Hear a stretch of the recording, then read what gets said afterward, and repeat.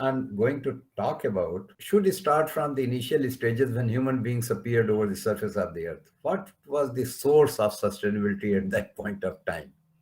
We know that before us, when we came to the earth, there were many things which had already happened. The environment was there, water was there, some vegetation was there, and we also became part and parcel of that natural process and came here. So, what was the sustainability situations at that particular time? If we can look back historically, nothing was available. There was no agriculture, there was no industry. This sort of economic activities which we have today, they were not there. So how did we sustain? The sustainable situation was that early human beings, they were wanderers, and they were collecting, gathering, and also animals were there, so hunting.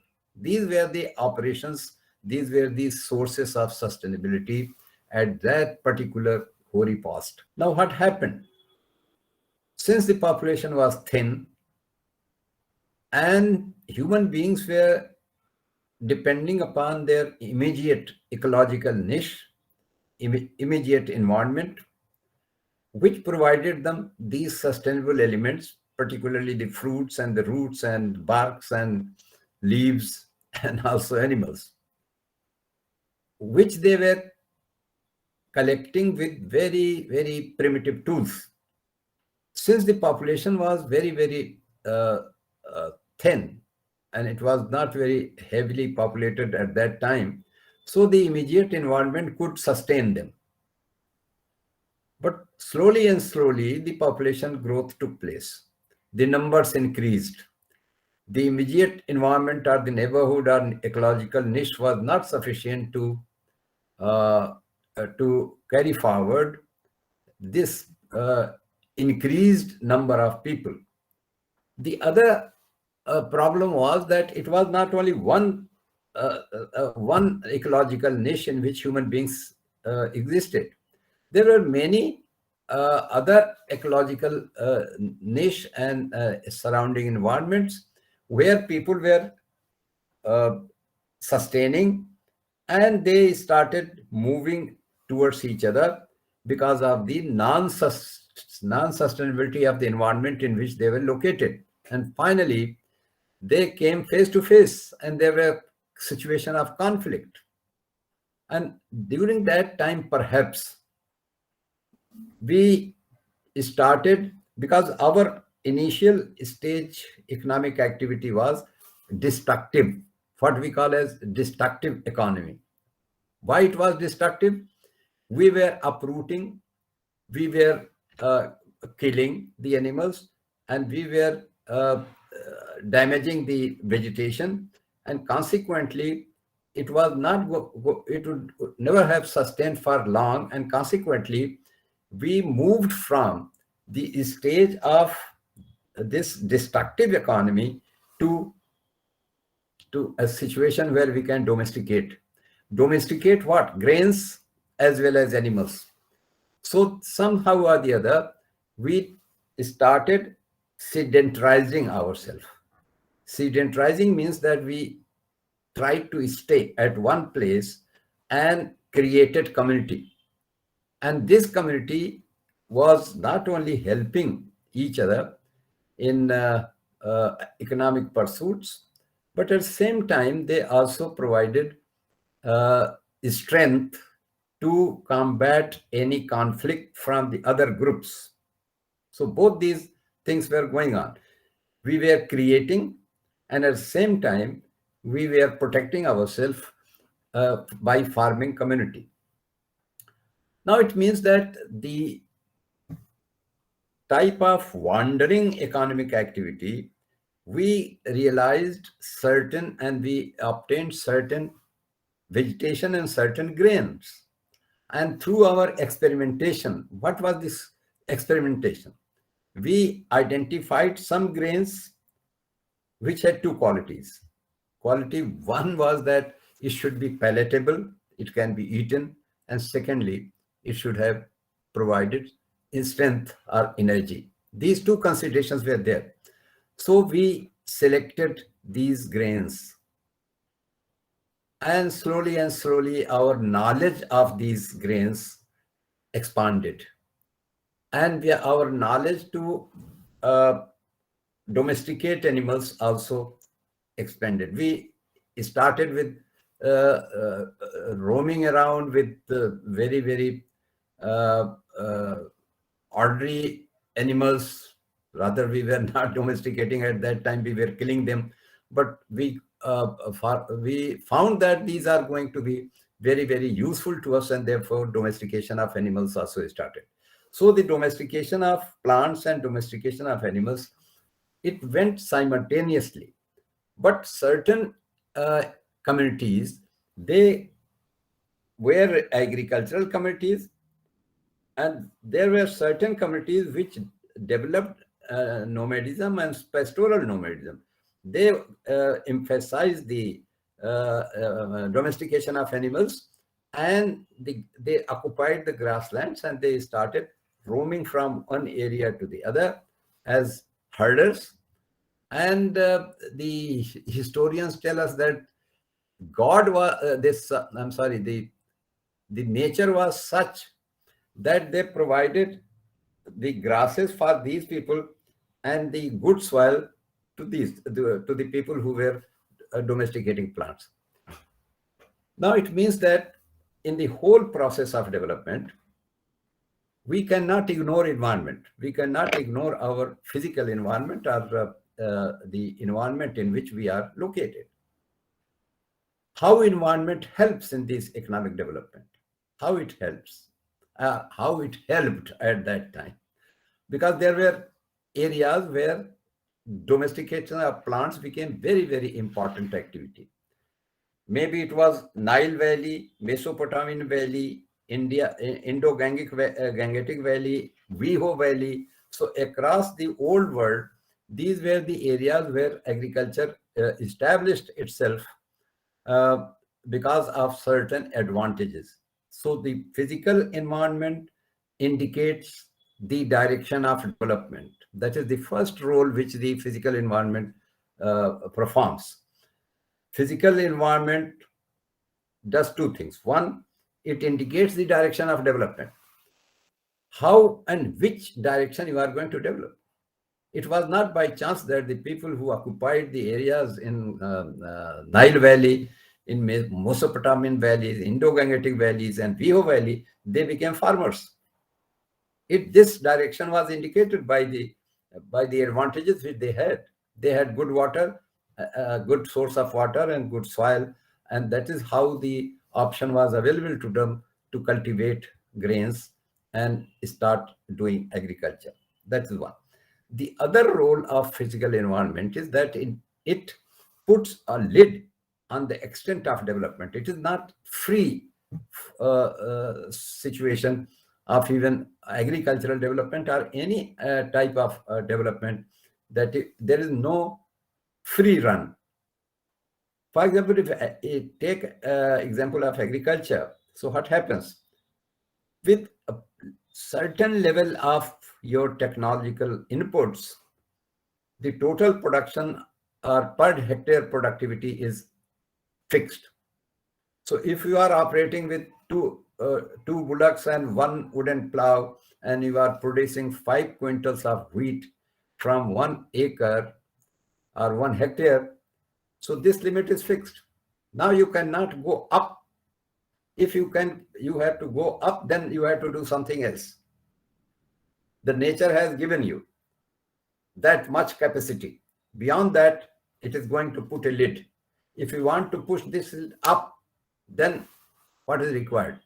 The other parameter of development which is required is technology. You will have to do some innovation in the technological development, because you see what Malthus had said. Malthus, economist, has said that if you do not go for preventive checks, then the population is going to suffer by physical checks. Some things will happen and people will start dying. natural calamities, for example. So if you have to survive, you have to go for preventive checks. You have to control your population. That is what he said. But it means that he was keeping the technology as constant. He never thought that if the technological intervention takes place, then the production situation will increase. So what is the role of technology? Why do we require technology? You know that the best contribution of technology is that it increases the efficiency of labor. Now, if we take the example of a farmer who has a plow and he tills the soil and moves for the whole day and can plow 1 acre. And this labor is not a very comfortable thing. It is drudgery of labor. So first thing is that it increases the efficiency of labor. If you remove the plow, bring the tractor, so your area of operation becomes much larger. So technology has helped you to plow more land as compared to a lower level of technology. Secondly, it provides leisure to the people because human beings do not live by bread alone. It is said that we do not live by bread alone because we have certain other concerns. What are these concerns? We want to express ourselves. We want to express ourselves through language, but language is incomplete medium of expression. We know that everything cannot be expressed through language, and therefore you go for other mediums. What are those mediums? Music, dance, painting, other methods of expression, mimicry, everything is there available.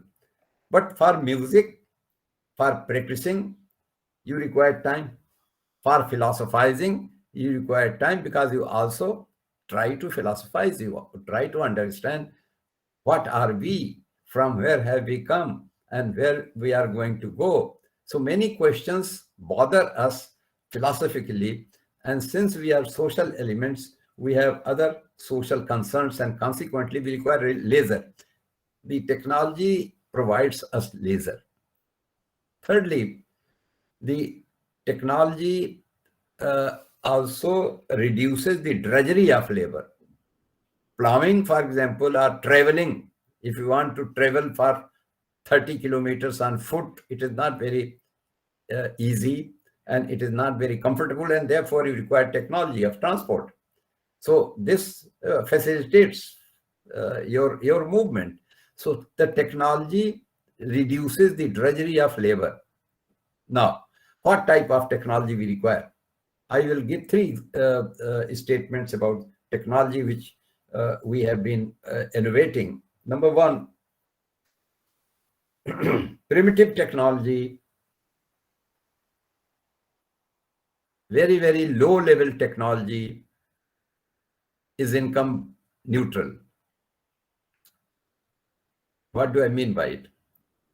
If your technology is simple, like of spade or hammer or sickle or such small technologies, even cycle, I can include in the cycle primitive technology, then these technologies are dug well.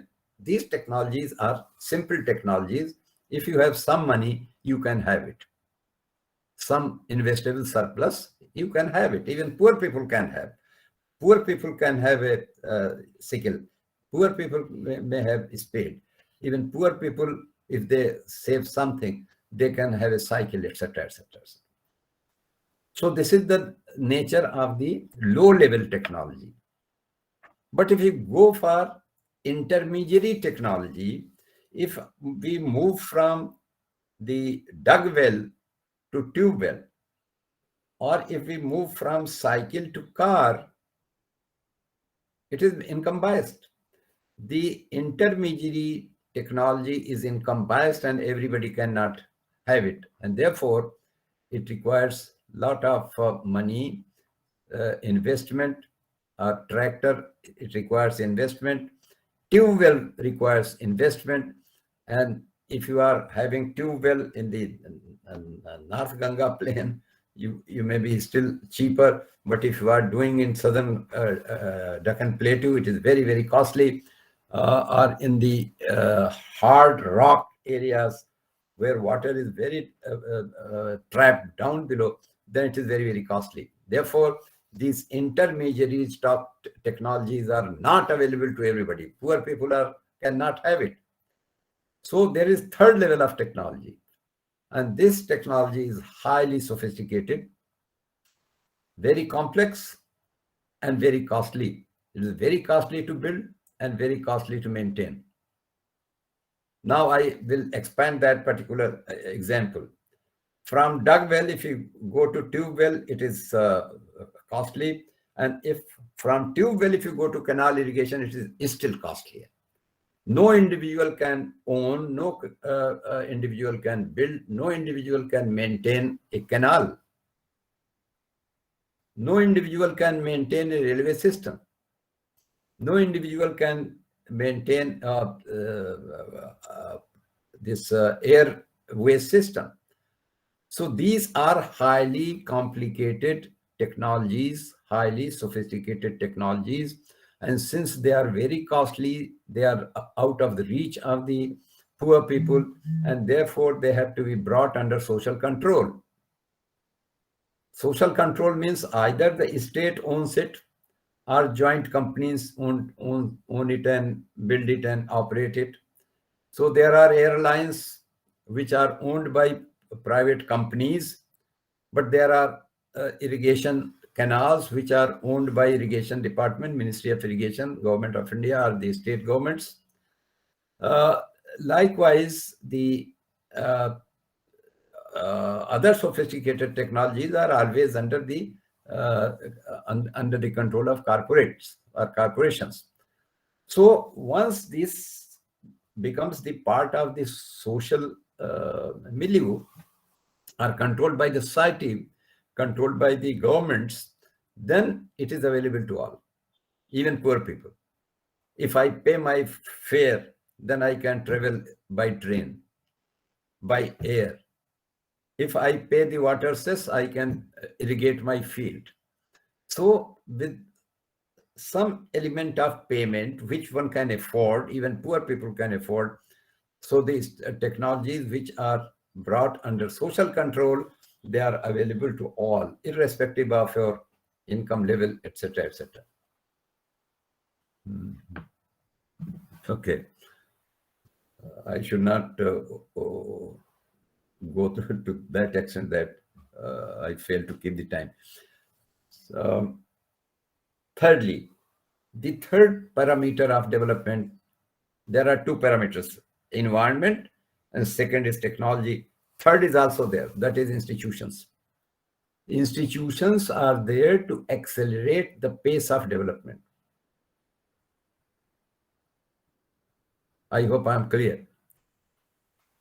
Institutions are there to accelerate the pace of development. But rigid institutions decelerate the pace of development. What do I mean? All the institutions, whether right from our constitution to other social institutions, they are there. Our security is there, our defense is there, our income tax is there, our defense people are there.